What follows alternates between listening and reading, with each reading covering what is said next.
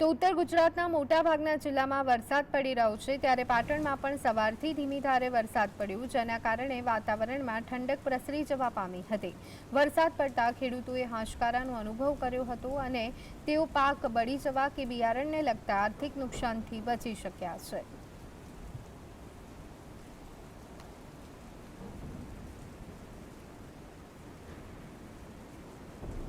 તો પાટણ પંથકમાં પણ વહેલી સવારથી વરસાદી માહોલ જામ્યો છે। પાટણમાં વરસાદી માહોલ જામતા જ વાતાવરણમાં ઠંડક પ્રસરી જવા પામી છે।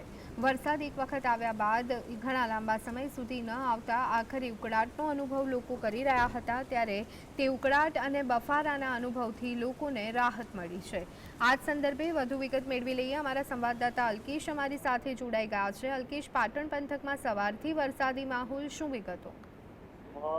ચોક્કસ પાટણ જિલ્લા ઉપર જે રીતે વરસાદની સિસ્ટમ સક્રિય બની છે એને લઈને છેલ્લા 2 દિવસથી થોડો વરસાદ ધીમી ધારે વરસે છે અને આજે વહેલી સવારથી જ વાતાવરણમાં જે રીતનો ફેરફાર આવ્યો છે અને જે રીતે આકાશ ઘોરંભાયું છે અને તેને કારણે ક્યાંક ને ક્યાંક વરસાદ વહેલી સવારથી શરૂ થયો છે। જે વરસાદ શરૂ થયો છે, ખેડૂતની ભાષામાં વાત કરીએ તો ખેડૂતોને કાચું સોનું વરસ્યું હોય એ રીતનું અત્યારે હાલ વરસાદ છે અને જે પાક હતા જેને જરૂરિયાત હતી એ સમયે જો વરસાદ આવ્યો છે અને છેલ્લા અઠવાડિયાથી ક્યાંક ને ક્યાંક આ બાબતે વારંવાર લોકો ચિંતામાં હતા કે વરસાદ કેમ ખેંચાય, પરંતુ આજે જે રીતે વરસાદ વરસ્યો છે એને લઈને ખેડૂતોમાં ચોક્કસ ખુશી છે।